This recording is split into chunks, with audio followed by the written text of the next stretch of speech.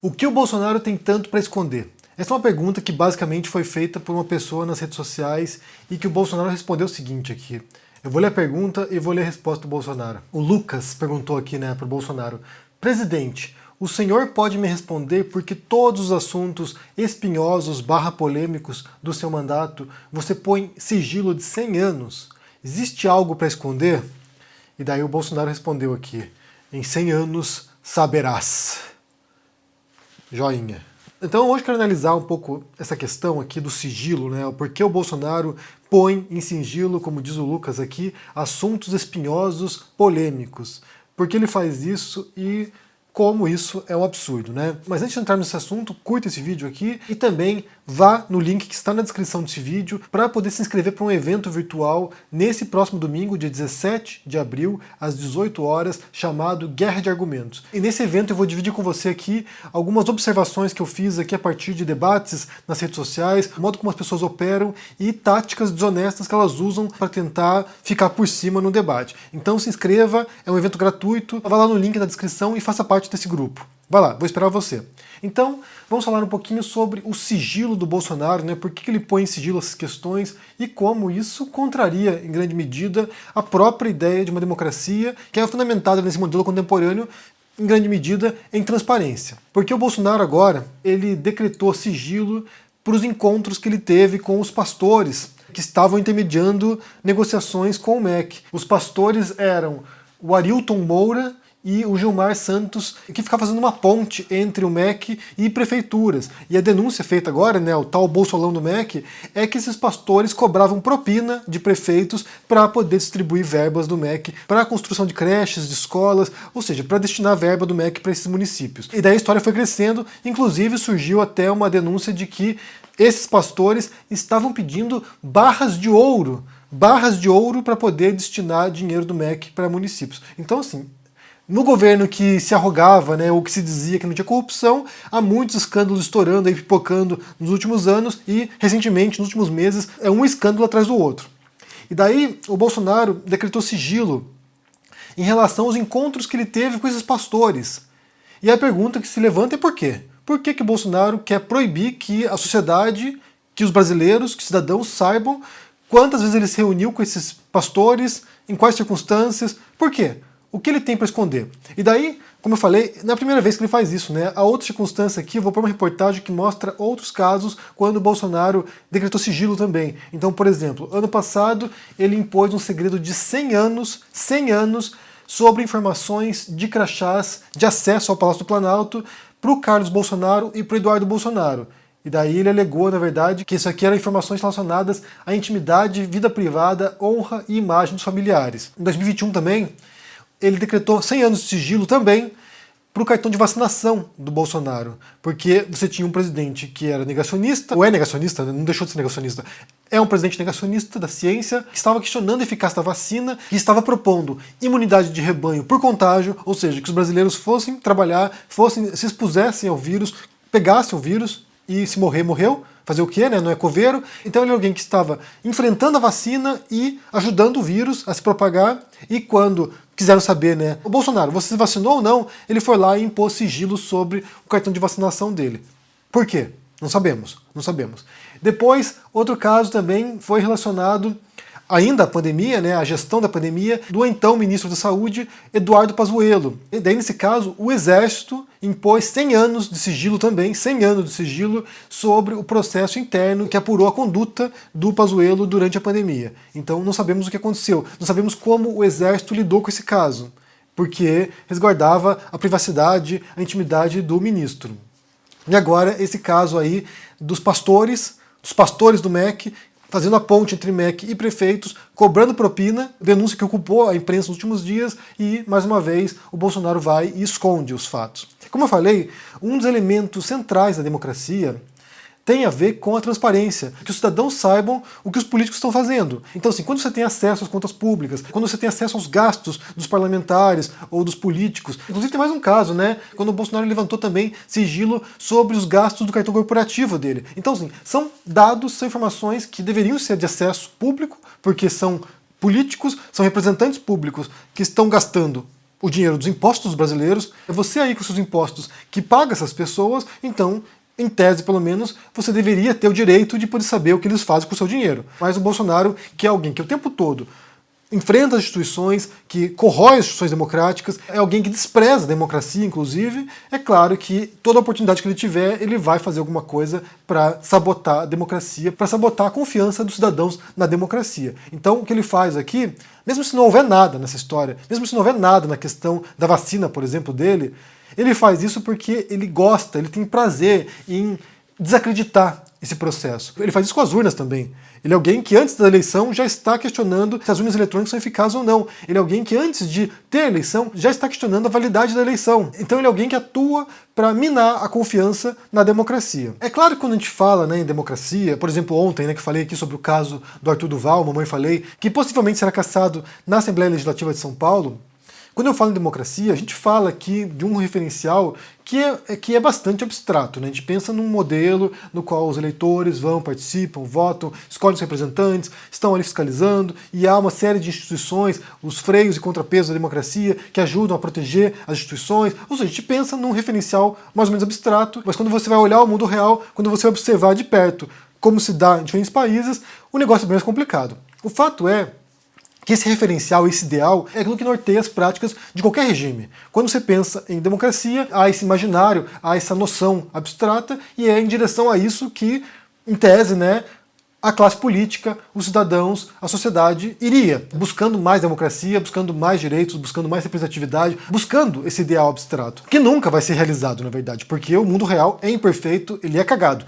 Então, assim, é difícil atingir esse ideal. Esse modelo que existe no Brasil, da democracia representativa, não é o único modelo democrático. Esse é um modelo que foi adotado em muitos países, é inspirado em grande medida em pensadores liberais do século XVII e depois também na Revolução Americana, do século XVIII, e também na Revolução Francesa. Então esse ideal de uma democracia representativa, constitucional, ela se dá com base em ideais de pensadores e de práticas políticas concretas. A democracia representativa não é uma democracia direta. Você vai e escolhe os seus representantes e eles deveriam prestar contas para você, que votou neles. E além disso, né, além do voto, além de você selecionar maioria mais um e vai lá e escolhe o seu presidente, por exemplo, também há a produção de certos direitos e liberdades. Então, assim, com base nesse modelo liberal clássico, como direito à propriedade, como direito à liberdade, como direito à livre expressão, como certos direitos que são resguardados pelas constituições desses países. Então isso é pensado com base nesse modelo do liberalismo. Por outro lado, há outras formas também idealizadas de democracia, como a democracia direta, que não sei se algum dia foi implementada de maneira eficaz em algum lugar, que seria realmente a população, né, todos os cidadãos com direito de voto podem se reunir e tomar decisões coletivas para todos os assuntos praticamente, ou uma democracia intermediária, né, que seria a democracia participativa, que une alguns elementos desses dois outros modelos para tentar formar uma democracia com maior participação popular. Mas o fato curioso é que o que a gente percebe, dadas as circunstâncias e dado o contexto atual, é que há uma enorme descrença da população no geral em relação às democracias. Isso não apenas no Brasil, em vários outros países do mundo tem uma população insatisfeita com os rumos que seus países estão tomando. Isso leva a uma apatia política, isso leva a um descrédito das instituições, isso leva a uma dúvida se esse modelo atual realmente funciona. E aí o ponto curioso, né, que vale mencionar, porque tem tudo a ver com o que a gente está falando aqui, tem a ver com o Bolsonaro também. Você tem alguns autores, por exemplo, como Cas Mudde, que estuda o populismo de extrema-direita, ou mesmo, por exemplo, o Federico Finkelstein, que escreveu o livro From Fascism to Populism in History. E o que eles dizem que uma coisa curiosa é que o populismo, e aqui a gente tem que definir o populismo, né, o que é uma estratégia política, na verdade. O populismo ele é quando políticos adotam um tipo de postura, um tipo de retórica, inclusive, que estabelece uma distinção de nós contra eles, e daí o político populista ele se identifica como o povo, ou seja, eu represento o povo, eu represento vocês contra alguma elite corrompida. Então existe populismo de direita, existe populismo de extrema direita, existe populismo de esquerda e de extrema esquerda, porque é uma estratégia política, não é um conjunto de valores. Então, assim, à esquerda, o populismo tende a atacar elites financeiras, os capitalistas, o mercado. Faria Limers, por exemplo, tem a referencial de uma classe econômica corrompida que manipula o jogo político, os plutocratas, o baronato, e daí o político ele se diz o seguinte: olha, eu vou atuar em seu nome contra essa elite corrompida. E a direita que você tem geralmente é um ataque a uma elite política corrompida. Então, sim, você tem lá políticos que roubam, políticos que são safados, ladrões. Então, assim, eu represento você, cidadão brasileiro, cidadão de bem, contra essa classe política corrompida. Então, esses dois campos políticos adotam uma retórica parecida, uma estratégia política parecida, mas com valores e com objetivos distintos. De qualquer maneira, o populismo, segundo o Wittgenstein, segundo o Casmud, o populismo ele explora justamente essa insatisfação, esse ressentimento da população. Pega uma grande massa de pessoas que olha a democracia e vê como falida, como fracassada, e explora essa insatisfação para ganhos políticos. Curiosamente, o Casmud menciona isso textualmente, quando há uma crise democrática, em vez de pedirem mais democracia, em vez de a população exigir, queremos mais direitos, queremos mais representação, queremos mais participação política, o que elas fazem é o oposto. O que elas fazem é se desmobilizar, transferir isso para uma figura forte, patriarcal, que venha dizer o seguinte: olha só, eu vou cuidar das coisas, eu vou pôr ordem na casa, eu vou cuidar de tudo. Então, só reforço aqui, crises democráticas não levam a uma exigência, normalmente, de mais democracia. Leva justamente ao contrário, leva à procura de alguém que possa tomar as rédeas da situação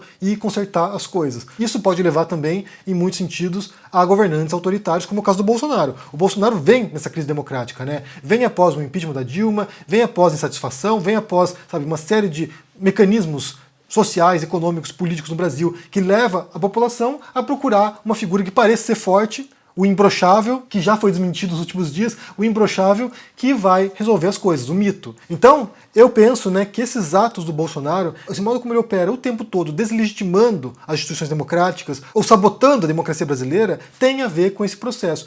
Como eu falei do populismo aqui, suponho que você tenha pensado, mas tem populismo de esquerda, de direita, os políticos usam retórica de nós contra eles, ou seja, nosso grupo contra as elites, e eu não consigo pensar em nada diferente disso. O fato é que na América Latina, e esse é o foco do trabalho do Wittgenstein, no livro dele, na América Latina há uma tendência histórica, isso aqui de décadas e décadas, Getúlio Vargas, por exemplo, no Brasil, ou Perón na Argentina, há um histórico enorme de políticos populistas. Então é difícil para nós brasileiros pensarmos na política institucional e política representativa, na democracia, sem, de certo modo, pensar nesse modelo populista, porque no Brasil praticamente todos os políticos são de um modo ou de outro populistas, O próprio PT é populista, o Bolsonaro é populista, outros políticos são populistas e adotam essa retórica de confronto entre dois grupos, entre nós, o povo, eu sou o povo e eu vou te ajudar a destruir as elites corrompidas. Então é uma retórica que perpassa diferentes governos, diferentes políticos, partidos no Brasil, então é muito entranhado esse tipo de retórica e sempre há um referencial do político forte, do homem que vai tomar controle de tudo e controlar a nação. E como consequência há uma projeção de todas as expectativas para que nós, cidadãos, não tenhamos que fazer nada, concretamente, a gente só transfere o nosso voto para alguém que vai cuidar de tudo. Então o cidadão não é visto como participante da democracia, é só alguém que vai de 4 em 4 anos votar para escolher alguém. E isso é um problema, como a gente sabe, A gente pode imaginar que isso é um problema porque leva a uma sensação de impotência diante de certos desmandos de políticos e leva também a uma apatia geral. Bem, o que vocês pensam aí sobre essa história do sigilo do Bolsonaro, impondo sigilo para um monte de questões aí complicadas dele? Como você entende isso? Por que ele faz isso? Se é para esconder alguma coisa real mesmo? Só para provocar as pessoas? Se é para, bagunçar o coreto aí? O que você acha? Deixa no comentário aqui embaixo, deixa o joinha, se inscreva aqui no canal, se torne um membro ou um apoiador para dar uma força e se cuide por aí. Um abração e até mais. Tchau. Como você já deve ter percebido recentemente, as pessoas estão muito inflamadas nas redes sociais e no modo como elas debatem umas com as outras na internet. E aí o que a gente percebe são pessoas tentando vencer um debate a qualquer custo, mesmo sem ter razão. Amigos nossos ou pessoas que não conhecemos. E o que a gente percebe é que muitas vezes elas nem sequer sabem como elaborar um argumento coerente, racional e, acima de tudo, ético. E é óbvio que isso contamina o debate e causa um ruído na comunicação. Por isso, quero convidar você para participar de um evento no domingo, dia 17 de abril, às 18 horas, chamado Guerra de Argumentos. E nele eu vou ensinar como debater com responsabilidade nesse cenário agora que a gente vê de guerra ou de futuras eleições. Para participar é só clicar no botão abaixo e integrar esse grupo.